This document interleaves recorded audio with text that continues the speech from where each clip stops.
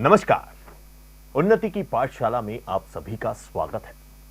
उन्नति की पाठशाला में दरअसल हम टटोलने की कोशिश करते हैं शिक्षा व्यवस्था में सुधार की संभावना अलग अलग एक्सपर्ट्स के ओपिनियन के माध्यम से। और इसी कड़ी में आज हमारे साथ मौजूद हैं विद्यांजलि इंटरनेशनल स्कूल के चेयरपर्सन और इंदौर के जाने माने शिक्षाविद संजय पौजी। सर बहुत बहुत वेलकम है उन्नति की पाठशाला में और डीजियाना स्टूडियोज में आपका। सर फर्स्ट ऑफ ऑल हम स्टार्ट करेंगे आपके जीवन परिचय से। कहाँ से शुरुआत हुई, कहाँ से आपको प्रेरणा मिली कि मुझे शिक्षा जगत के लिए कुछ करना है या शिक्षा जगत में मुझे काम करने का मौका चाहिए या मुझे बच्चों के जो भविष्य है उसे संवारने की आपको कहाँ से प्रेरणा मिली और आपका एक जीवन परिचय हमारे दर्शकों के लिए। देखिए, बहुत छोटी उम्र में फादर के साथ पेरेंट्स का पेरेंटल बिजनेस ज्वाइन करने के बाद हमेशा से एक मन में कुछ इनोवेटिव करने की चाह रही है जी।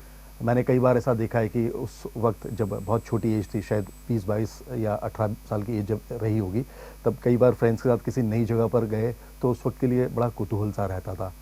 मैं आपको बता दूं कि उस वक्त कंप्यूटर एक बड़ा हुआ करता था। ये बात है 88-90 के बीच की, है ना। मैंने भी कि उस वक्त कंप्यूटर की क्लास ज्वाइन की। जब पहली बार कंप्यूटर क्लास में गए तो बड़ा वहाँ का तो जो एम्बियंस, और जब कंप्यूटर है तो एसी होना ज़रूरी है, उसके साथ एग्जॉस्ट होना ज़रूरी है, उसके लिए ये प्रिकॉशंस वो प्रिकॉशंस, डस्ट फर्स्ट ये वो, तो ये छोटी छोटी चीज़ें एक मोटिवेशन बनी। हम कि उस वक्त जिम बहुत ज़्यादा हुआ नहीं करते थे, लेकिन इस तरह से एक्सरसाइज के लिए कोई जगह या इस तरह से कोई जिम है, हम जिम देखने के लिए गए तो वहाँ जाने के बाद थोड़ी देर के लिए तो बड़ा डिप्रेशन फील होता है कि ये सारी चीज़ें क्या है, इसका क्या करना है।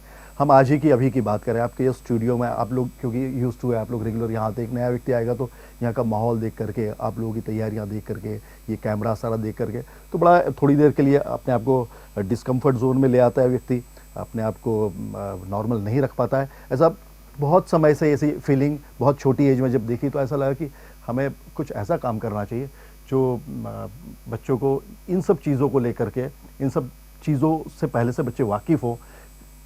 एक बच्चे की शादी होती है, शादी करने के बाद वो फर्स्ट टाइम अपने हस्बैंड के साथ बाहर जाती है, एक बहुत अच्छे रिजॉर्ट में वो जाकर रुकते हैं, स्विमिंग पूल देखते हैं, वो बच्ची डिप्रेशन में आ जाएगी, अरे स्विमिंग पूल, मैंने तो कभी, आज तो बहुत पॉपुलर हो गई वो चीज़, लेकिन उस वक्त बड़ा कुतूहल हुआ करता था। स्विमिंग पूल यानी बहुत बड़ी बात हुआ करती थी। तो उस वक्त से ऐसा एक ख्वाब था, ऐसी एक इच्छा थी, ऐसी ख्वाहिश थी कि हमें एक ऐसा स्कूल तैयार करना है जहाँ बच्चों को सब कुछ पिरोसा जाए। जी सर, शुरू से अब हर किसी का होता है एक बच्चा जो 10th में अगर पढ़ रहा हो, आप भी उस चीज़ से गुजरे होंगे, एक मन में रहता है, एक गोल सेट किया जाता है। तो आपका शुरू से गोल यही था कि मुझे एक शिक्षक बनना है या गोल कुछ और था, आप फिर उसके बाद शिक्षा के क्षेत्र में आगे बढ़े? नीतीश जी, मैं आपको फिर से बता रहा हूँ कि जीवन के छोटे छोटे जो मोटिवेशंस मिले उससे एक ऐसी प्रेरणा मिली कि कुछ अपने को ऐसा करना है जिसमें बच्चों को हम एक अलग तरह से कॉन्फिडेंस का लेवल दे पाएँ जी। उसके लिए सबसे अच्छा माध्यम स्कूल था जी। तो आपने सर मतलब आपके जो स्कूल टाइम था तब कुछ ऐसी चीज फेस करी थी जिससे आपको ऐसा लगा कि बच्चों को और कॉन्फिडेंस देने की जरूरत है, या आपके साथ ऐसा कोई वाकया हुआ जिससे आपको लगा कि नहीं यार मुझे और थोड़ा कॉन्फिडेंस मिलता? डेफिनेटली ये सारी लैकिंग स्कूल में थी, इसलिए ऐसा लगा कि हम एक ऐसा स्कूल बनाएंगे जिसमें बच्चों को सब कुछ देंगे।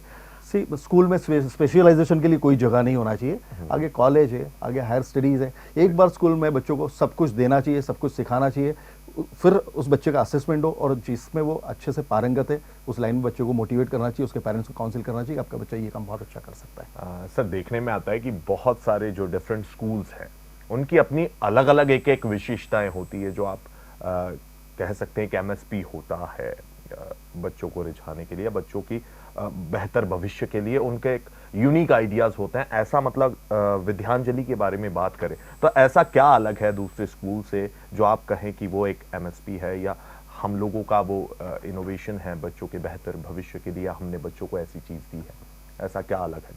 देखिए, हम विद्यांजलि में बच्चों को सब कुछ सिखाने की कोशिश करते हैं। हमारा प्रयास रहता है कि क्लास 3rd में बच्चा स्विमिंग का मैंडेटरी पीरियड लेवे, 2 पीरियड एक साथ क्लास 3rd में बच्चों को दिया जाता है। हमारे स्कूल में 3rd ऑनवर्ड्स कोई भी बच्चे को आप पूल में डाल दीजिए, उसको स्विमिंग आती है। जी। स्विमिंग आती है, ठीक है। एक मतलब आप कहना चाह रहे हैं कि विद्यांजलि स्कूल में जो एक स्विमिंग का कॉन्सेप्ट है वो डिफरेंट है थोड़ा, या इसको आप सिर्फ स्विमिंग से ना जोड़ें। हम आपसे ये कहना चाहते हैं कि हम अपने बच्चों को ईश्वर ने जिस बच्चों को बहुत अच्छी आवाज़ दी वो बहुत अच्छा गायक बनेगा, है ना। हम सारे बच्चों को या सभी को हम कलाकार नहीं बना सकते हैं, क्योंकि ईश्वर ने उसको वो वाली कैपेसिटी, वो वाली एफिशिएंसी या वो वाली एबिलिटी नहीं दी, लेकिन हम कदरदान तो बना सकते हैं। जी बिल्कुल। हम कोशिश ये करते हैं कि हमारे सभी बच्चों को सब कुछ, एटलीस्ट नॉलेज तो हर चीज़ का हो। जी सर, पहले देखने में आता था कि ये जो सारी एक्टिविटीज़ की आप बात कर रहे हैं, इन्हें एक्स्ट्रा करिकुलर एक्टिविटीज़ कहते थे और स्कूलों में फिर इन बातों पे ध्यान नहीं दिया जाता था। बेसिकली फोकस यही रहता था कि बच्चों को एक जो typical traditional way of study है, सिर्फ बस किताबें दे दीजिए, आप पढ़ा दीजिए, दैट्स ओवर। तो वो आजकल जो बदल रहा है, वो किस तरह से बदलाव हो रहे हैं और उससे क्या पॉजिटिव साइन निकल के सामने आ रहे हैं, जो एक्स्ट्रा करिकुलर एक्टिविटीज़ पे अब जो स्कूल्स ध्यान दे रहे हैं, वो बच्चों के लिए कितने बेनिफिशियल हैं एज कंपेयर टू पहले जब ट्रेडिशनल स्टडीज़ पे सिर्फ फोकस किया जाता था? सभी बच्चों का डिफरेंट पोटेंशियल है, ये सब कुछ होलिस्टिक डेवलपमेंट का एक पार्ट है। ऐसा नहीं है कि जो बच्चा एकेडमिक में बहुत अच्छा है वो एक्टिविटीज़ में अच्छा नहीं होगा। जो बच्चा एकेडमिक्स में अच्छा है वो एक्टिविटीज़ में भी हमेशा आगे रहेगा, या जो बच्चा एक्टिविटीज़ में आगे है वो एकेडमिक्स में हमेशा अच्छा रहेगा ही। क्यों? उसका ओवरऑल डेवलपमेंट हो रहा है, और ये होलिस्टिक डेवलपमेंट का बहुत इंपॉर्टेंट फैक्टर है, बहुत इंपॉर्टेंट पार्ट है। जी, वो बच्चे को एक कॉन्फिडेंस मिलता है कि मैं इस चीज में अच्छा कर रहा हूं तो मैं यहाँ पे भी कर सकता हूँ। डेफिनेटली वो यहाँ से मोटिवेट एक्स्ट्रा होता है। करिकुलर एक्टिविटीज की इंपॉर्टेंस अगर रहे बच्चे के लिए तो सिर्फ यहीं तक सीमित है, या उसमें वो करियर के लिए भी आगे कर सकता है? इस प्रकार का भी कोई गाइडेंस विद्यांजलि से, एक जो कहते हैं कि स्पेशलाइजेशन, जैसे आपने अभी स्विमिंग की बात करी, आपने देखा कि कोई बच्चा है बहुत अच्छी स्विमिंग कर रहा है, एकेडमिक्स की बात करें तो वो ठीक है उतना अच्छा परफॉर्म नहीं कर पा रहा है, तो अब उसे स्विमिंग में आगे बढ़ाने के लिए ऐसा स्पेशलाइजेशन कोई आपकी तरफ से, या ऐसे कोई कोचेस उसे ट्रेन करते हैं विद्यांजलि की तरफ से, उसे स्पेशल ट्रेनिंग प्रोवाइड की जाती है? देखिए, बात सिर्फ स्विमिंग की नहीं है, हमारे टीचर नहीं, मैंने एक आपने स्विमिंग की बात करी तो मैंने जस्ट एक एग्जाम्पल के तौर पे, आप बहुत सारी चीजें हैं, क्रिकेट हो गया, फुटबॉल हो गया, या एक्स्ट्रा करिकुलर एक्टिविटीज की बात कर रहा हूँ, तो उसके लिए क्या स्पेशलाइजेशन कोचेस आपके वहां पर जो स्टाफ्स हैं, ऐसा स्टाफ है कि बच्चे को उसी फील्ड में आगे ले जाए, उसके माता पिता को कन्विंस करे कि नहीं इसे इसमें आगे जाने दीजिए, इसमें इसका भविष्य है?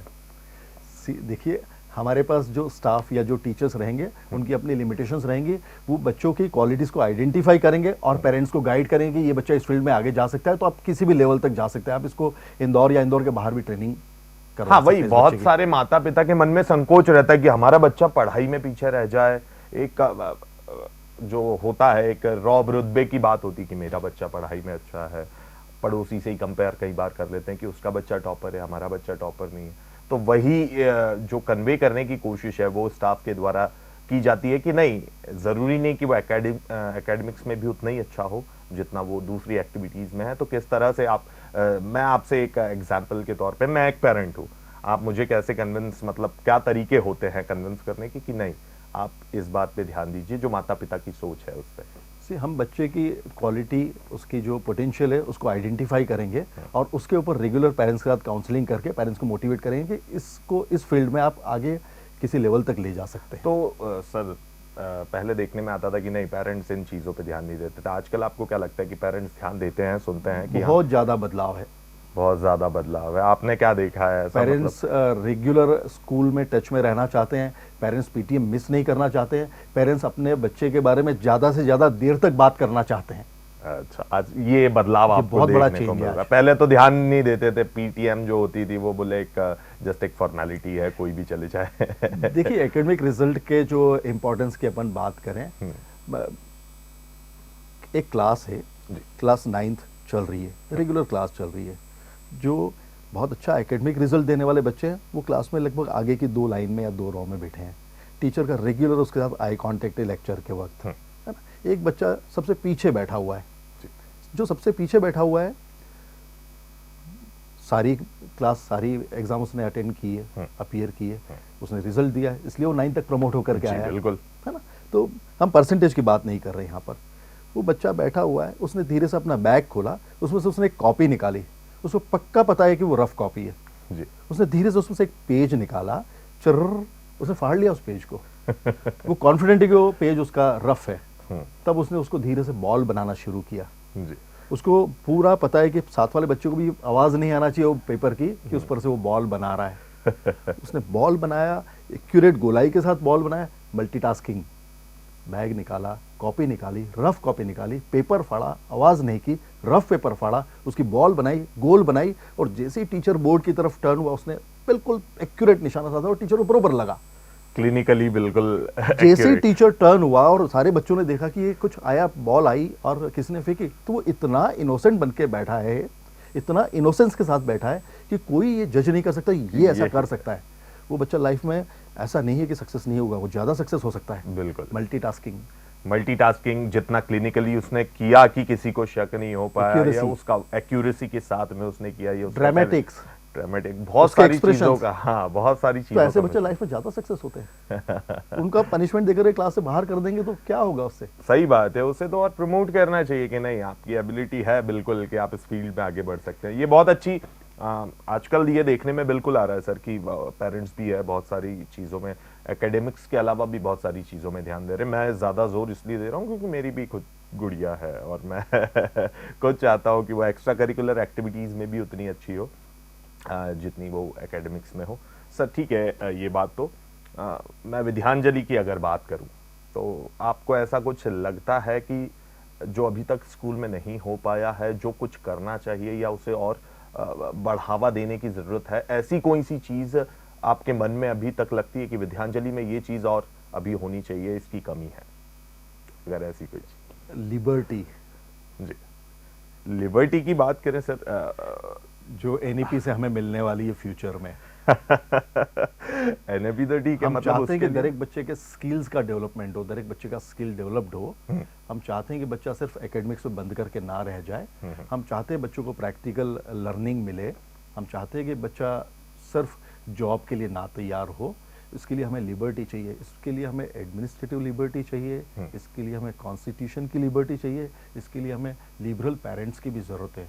जो आजकल मोस्टली लिबरल पेरेंट्स ही देखने को मिल रहे हैं क्योंकि उनकी संख्या बढ़ती जा रही, क्योंकि लिटरेसी रेट है जो वो कहीं ना कहीं इम्प्रूव हुआ है इंडिया में। सो अब जो पेरेंट्स आ रहे हैं वो भी उसी माइंडसेट से आ रहे हैं कि हाँ लिबर्टी होनी चाहिए। अभी भी हमारी सोच का दायरा बड़ा सीमित है। जी। हम अपने स्कूल में एक वर्कशॉप तैयार करते हैं। मान लीजिए हमने वर्कशॉप बनाया कारपेंटर वाला काम सिखाने के लिए बच्चों को। ऐसे वुड रहता है, ऐसे उसको पॉलिश की जाती है, ऐसा रंदा किया जाता है, इस तरह से प्लाईवुड को शेप देकर के कटर से काटा जाता है, इस तरह से उस पर माइका पेस्ट की जाती है, इस तरह से उस पर विनियर लगाया जाता है, इस तरह से उस पर बीडिंग की जाती है, इस तरह से उसमें लाइनर लगाया जाता है। हम इस तरह की वर्कशॉप शुरू करें और हम बच्चों को ये ट्रेनिंग शुरू करें। पेरेंट्स का एक्सट्रीम लेवल का रेजिस्टेंस सामने आ जाएगा। वो आकर कहने वाले मेरे बच्चों आप कारपेंटर बनाओगे। सर अब जैसे लिबरल पेरेंट्स की बात सुनिए। जी जी जी, ये चीज़ बच्चों के लिए इतनी ज़्यादा इंपॉर्टेंट है। वो पेरेंट ये नहीं समझ रहा है कि हम उस बच्चे को इंडस्ट्रियलिस्ट बना रहे हैं, कल उठ करके वो फर्नीचर की फैक्ट्री डालने वाला है, तो Professional। काम की बारीकियां उसको पता होगी, उसने अपने हाथ से स्कूल में काम किया हुआ है, जो हम लोगों ने अपने स्कूल टाइम में किया है। जी मैं वही उसी बात पे आ रहा था कि लिबरल तो ठीक है बनते जा रहे हैं। अब वेस्टर्न कंट्रीज से हमें बहुत कुछ सीखने को मिलता है। जैसे आपने बात करी कि कारपेंटर, वहां पर कारपेंटर भी है तो वो बिल्कुल प्रोफेशनल है जिस तरह से आप उसे प्रिपेयर करना चाह रहे हैं। तो क्या पेरेंट्स लिबरल तो हो चुके हैं लेकिन उन्हें ये दिखाई नहीं देता कि बच्चे को बिल्कुल प्रोफेशनल बना रहे हैं? हम सोच के सीमित दायरे में हैं अभी भी। हाँ, तो उसे खोलने के लिए किस चीज की जरूरत है? लिबर्टी, कॉन्स्टिट्यूशनल लिबर्टी, करिकुलम इस तरह का डिजाइन जो किया जा रहा है, जिस पर अभी काम चल रहा है, ये अप्रिशिएट करने वाली बात है। एनईपी में इस तरह की चीजें आ रही हैं सामने। सर देखने में आता है कि विद्यार्थियों, ये एक बहुत कॉमन क्वेश्चन है, हर एक शिक्षाविद से पूछा जाता है कि बच्चों की पीठ पे बोझ बढ़ता जा रहा है। मतलब बच्चा बोझ उठा के इतना थक जाता है कि उसे मन ही नहीं करता कि मैं इसमें पढ़ाई भी करूं। या उस बोझ पे आपके क्या विचार हैं कि बच्चों की पीठ पे ये बोझ, आपके क्या विचार हैं? इसे दूर करने की जरूरत है, इसे ठीक है मैनेज करने की जरूरत है, और उसके लिए क्या क्या सुझाव आपकी तरफ से हैं कि कैसे कम किया जा सकता है? देखिए, अव्वल तो बहुत ज़्यादा बोझ वाली जो बातें हैं उसमें पेरेंट्स का अगर इन्वॉल्वमेंट रहता तो बोझ अपने आप कम हो जाता है। बच्चा अननेसेसरी चीज़ें बैग में डाल करके लाता ही है जिस पर कोई वॉच नहीं है। एक टीचर क्लास के 36 बच्चों को इतना माइन्यूटली ऑब्जर्व नहीं कर सकता है। बच्चे स्कूल में आने के बाद अपने बैग को खोल करके बुक्स को डेस्क में रख देते हैं, कई बार अंदर लॉकर में रख देते हैं। ये चीज़ स्कूल में बच्चे के आने से पहले घर पर पेरेंट्स मदर के द्वारा चेक की जाना चाहिए। बहुत ज़्यादा बोझ नहीं है, बच्चे को एक कॉपी लेकर के यदि बच्चा स्कूल में आता है तो उसमें सारे नोट्स सारे सब्जेक्ट की एक कॉपी में लिख सकता है, जिसको घर पर जाकर वो फेयर कर लेगा। घर पर जाकर के फेयर करेगा तो उसको इतने सब्जेक्ट की कॉपीज़ लाने की ज़रूरत नहीं है, उसका रिवीजन भी अपने आप हो जाएगा, उसको सेल्फ स्टडीज़ की भी बहुत ज़्यादा ज़रूरत नहीं पड़ेगी। लेकिन इन चीज़ों को लेकर के बहुत ज़्यादा अवेयरनेस स्प्रेड नहीं की जा रही है और पेरेंट्स बहुत ज़्यादा इन्वॉल्व नहीं होते हैं। जी सर, आप देखने में आ रहा है कि आफ्टर कोविड एरा डिजिटलाइजेशन पे बहुत ज़्यादा वर्क हो रहा है। कहीं ना कहीं वो चीज़ कारगर साबित हो सकती है बच्चों के बोझ के लिए, क्योंकि एज कंपेयर टू एक बच्चा अगर 6 पीरियड्स लग रहे हैं, उसे 6 बुक्स, कॉपी भले ही एक ले जाए, बुक्स 6 रखनी पड़ती है कि मैं पढ़ूंगा कहाँ से। ये एज कंपेयर टू दैट वो ज़्यादा अच्छा नहीं है कि वो एक टैबलेट ले जाए, उसी के अंदर उसका सारा करिकुलम जो है वो सब कुछ आ जाए। और एक ठीक है, आप जो रफ कॉपी बोल रहे हैं कि नोट्स तैयार करने के लिए, कहीं ना कहीं ये कारगर नहीं साबित हो सकता बच्चों की बोझ कम करने के लिए जो डिजिटलाइजेशन है। से उस लेवल तक आने में भी हम लोगों को थोड़ा वक्त लगेगा। अभी भी हमें ये लगता है कि हमारा बच्चा सारा दिन यदि स्क्रीन के सामने बैठेगा तो उसकी आंखें खराब होगी, उसकी फिजिक खराब होगी, उसके बैकबोन में प्रॉब्लम होगी। ये सब चीज़ों से अभी हम बाहर नहीं आ पा रहे हैं, है ना। दूसरा ये कि ये सब कॉस्टली अफेयर्स हैं, अभी भी हमारे पास इन चीज़ों के लिए अफोर्डेबिलिटी नहीं है। हम सैटरडे संडे होटल में जाकर के 4,000 का 5,000 का बिल दे करके आएंगे, लेकिन एक टेबलेट बच्चे को लेकर के देना अभी हम, दूसरा इसके मिसयूज़ भी होने के चांसेस हैं। सर वही एक ये वक्त का बदलाव है और समय के साथ ये बदलाव आएगा। मेरा क्वेश्चन यही था कि जो डिजिटलाइजेशन हुआ है अभी स्टडीज का after Covid and in between Covid era, समय ऐसा आ गया था कि बच्चे स्कूल जा ही नहीं पा रहे थे, मजबूरी हो गई थी कि उन्हें बिल्कुल ऑनलाइन क्लासेस लेनी है। उसी को देखते हुए अब बहुत सारे स्कूल्स जो हैं उन्होंने इस तरह की जो अपने कंपोनेंट्स थे वो वैसे डिज़ाइन किए हैं कि अब जैसे आप बोर्ड देखें, डिजिटल बोर्ड है बच्चों का। जहाँ तक मैं टैबलेट की बात कर रहा हूँ कि हाँ ठीक है, कुछ स्कूल्स हैं जहाँ पर टैबलेट अलाउ कर दिया गया है, पूरा मतलब डिजिटलाइजेशन कर दिया गया है। बच्चा अगर नहीं पढ़ना चाहे तो घर से भी पढ़ सकता है। क्या प्रॉस लगते हैं आपको, क्या कॉन्स लगते हैं अभी फिलहाल, अगर इस समय में हम लोग फुली डिजिटलाइज अगर बात करें स्टडीज़ की, कि ट्रेडिशनल स्टडीज़ बेहतर है, डिजिटलाइजेशन बेहतर है, दोनों में क्या कंपैरिजन है, क्या प्रोज एंड कॉन्स हैं, तो उस पर थोड़े से आपके विचार। इस बात का इम्पोर्टेंस सभी जानते हैं कि को लर्निंग एक इम्पॉर्टेंट फैक्टर होता है। कोविड के 2 साल के बाद हमने देख लिया स्टूडेंट्स का किस लेवल का रेजिस्टेंस रहा है। हमने फेस किया है, जो बच्चे क्लास फर्स्ट और सेकंड में आए वो क्लास में बैठने को तैयार नहीं, बच्चे घूम रहे हैं क्लास में, टीचर्स उनको कंट्रोल नहीं कर पा रहे हैं। क्यों? क्योंकि वो चीज़ मिसिंग है। तो इन पर्सन स्कूलिंग का इम्पोर्टेंस कभी कम नहीं हुआ है और कभी ख़त्म नहीं होगा। डिजिटलाइजेशन समय के साथ चलने के लिए ज़रूरी है, उसको अडॉप्ट करना पड़ेगा, लेकिन हमें हमेशा ये पता होना चाहिए वेयर टू स्टॉप। तो आपके हिसाब से क्या परसेंटेज रखना चाहिए कि जो इन हाउस स्कूलिंग है एंड इन बिटवीन डिजिटलाइजेशन, दोनों का क्या परसेंटेज होना चाहिए, क्या रेशियो होना चाहिए एक स्कूल की पर्टिकुलर बात करें? इसमें परसेंटेज और रेशियो काम नहीं करेगा, इसमें काम करेगा कि आपका टॉपिक क्या है। तो जो चीज़ें इन पर्सन स्कूलिंग में ही हो सकती है वो इन पर्सन स्कूलिंग में ही होगी। किसी भी तरह की एक्टिविटी बेस्ड लर्निंग के लिए इन पर्सन स्कूलिंग का सबसे ज़्यादा इंपॉर्टेंस हमेशा रहेगा। हाँ, एकेडमिक्स के लिए बात मैं करूँ तो अब जैसे मैं एक स्टूडेंट के तौर पे बात कर रहा हूँ, मैं कोई लेक्चर अटेंड कर रहा हूँ, मेरे पास एक ही ओपिनियन है जो मुझे टीचर ने पढ़ा दिया है, सिर्फ वही बात है। डिजिटलाइजेशन से एक फ़ायदा, एक प्लस पॉइंट जो मेरी नज़र में है कि ठीक है, वहाँ टीचर ने पढ़ा दिया, ज़रूरी नहीं है वो मुझे समझ में आया है, जो स्टूडेंट है उसे समझ में आया नहीं हो सकता है उसे आपकी भाषा समझ में आती हो, उन टीचर्स की बात समझ में नहीं आ रही हो, किसी तीसरे की बात समझ में आ रही हो। तो इसने जो डिजिटलाइजेशन है, इसने ये रास्ते खोल दिए हैं कि वो मल्टीपल ओपिनियंस पे काम कर सकता है, अपने काम की चीज़ वहाँ से निकाली, थोड़ा इधर से निकाला, कहीं ना कहीं एक फ़ायदा ही है, एक बड़ा फ़ायदा मेरी नज़र में। तो इससे ये बात बिल्कुल सही है कि बच्चों के लिए पूरा वर्ल्ड अपनी मुट्ठी में हो जाता है। हाँ, मल्टीपल ओपिनियंस मिल सकती हैं। इसका फिर से वही है कि जितना हम एडवांटेज ले सकते हैं, लेकिन फिर से वेयर टू स्टॉप ये पता होना चाहिए। हाँ, वेयर टू स्टॉप। ठीक है सर, बच्चों की तो बात हो गई, अब शिक्षकों की भी बात कर लेते हैं एक बार कि जो क्लरिकल वर्क है जो टीचर्स का आजकल बहुत ज़्यादा नहीं बढ़ गया, आपको नहीं लगता? आपके क्या विचार हैं और आप कैसे अपनी स्कूल में मैनेज करते हैं कि जो प्रोडक्टिव टाइम है जो टीचर्स का, वो कहीं ना कहीं इन कामों में ख़त्म होता जाता है, जैसे एग्ज़ाम शीट हो गई और बहुत सारी अटेंडेंस रजिस्टर, सिलेबस, ऐसे बहुत सारी चीज़ें होती हैं जिसमें बहुत सारा प्रोडक्टिव टाइम, जैसे मैं क्लास टीचर की बात करूं, क्लास टीचर का पीरियड मान लीजिए 45 मिनट्स का है, तो उनका शुरू का 20-25 मिनट अटेंडेंस और रजिस्टर मेंटेनेंस और ये करने में तो प्रोडक्टिव टाइम वेस्ट होता है। तो आपके क्या विचार हैं और आप अपने स्कूल में इसे कैसे जो है वो मैनेज करते हैं? देखिए, जो आप बात कर रहे हैं कि अटेंडेंस रजिस्टर या सिलेबस प्लानिंग या लेसन प्लानर या लॉग बुक, ये सब टाइम टेकिंग चीज़ें नहीं है। ये सब पीरियोडिकली होता है या डेली बेसिस पर होता है। 48 पीरियड्स का टाइम टेबल होता है वीक में। टीचर्स को 36 पीरियड पढ़ाना होता है। टीचर्स के पास इनफ काम होता है ये सब चीज़ों को करने के लिए। ये सब चीज़ें जो गवर्नमेंट स्कूल्स हैं वहाँ पर उनको दूसरी जो ड्यूटीज़ दे दी जाती हैं, है ना, तो ये सब चीज़ें वहाँ के लिए आप का जो प्रॉब्लम रेज करने वाला जो पॉइंट है ये वहाँ के लिए बिल्कुल सही है। हमारे साथ प्रॉब्लम ये है कि टीचर्स को रिकग्नाइज नहीं करते हम लोग टीचर्स की रिस्पेक्ट नहीं करते हैं जो हमारा समाज है। एक लॉयर है तो एडवोकेट लिखा रहेगा, एक मेडिकल प्रोफेशन का व्यक्ति डॉक्टर है तो डॉक्टर लिखा रहेगा। टीचर को ऐसे आइडेंटिफाई करने के लिए अभी हमारे पास ऐसा कुछ नहीं है।